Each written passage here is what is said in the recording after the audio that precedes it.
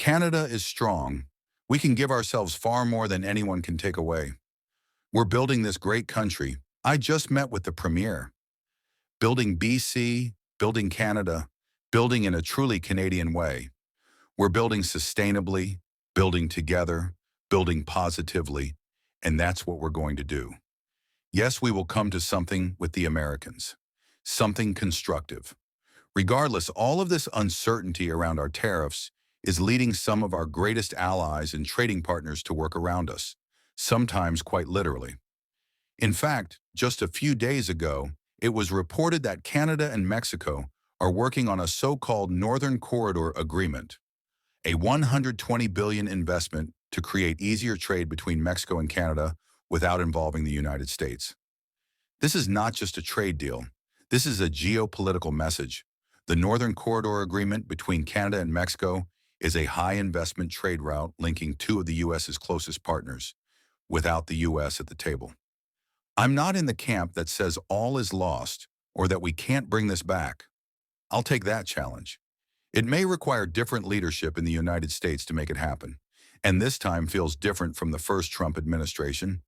It seems more personal. As I still talk to a lot of Canadians, not as a journalist, not as a former diplomat, but as a friend, I've heard their concerns. We've hurt the Canadians. We've disrespected them, and it takes far more to rebuild a relationship once you've undermined its very foundations. Until recently, you were the ambassador to Canada, and I just want to start with this point.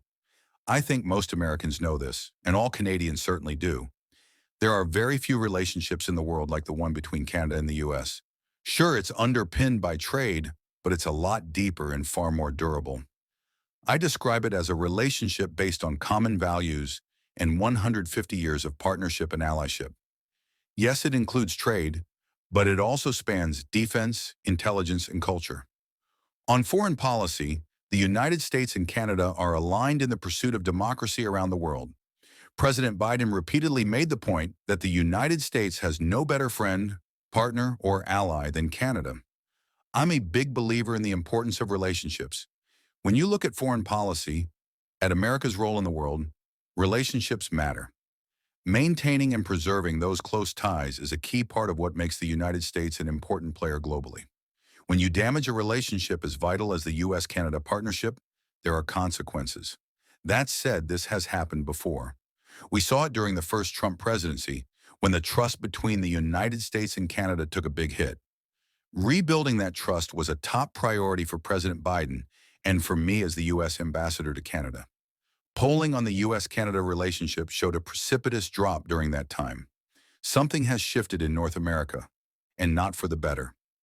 On live American television, former U.S. ambassador to Canada David Cohen did what few diplomats ever do. He admitted the U.S. has disrespected Canada. Worse, he implied the damage may now be irreversible under the Trump administration. This was today's important update. We want to make it absolutely clear that our videos never include any kind of misinformation. Canadian Nexus is dedicated to bringing you verified and trustworthy news from across Canada, from politics to society and everything in between. If you value truth and facts, you're in the right place. If you enjoyed the video, please like, share your thoughts in the comments, and don't forget to subscribe to the Canadian Nexus channel. Thank you.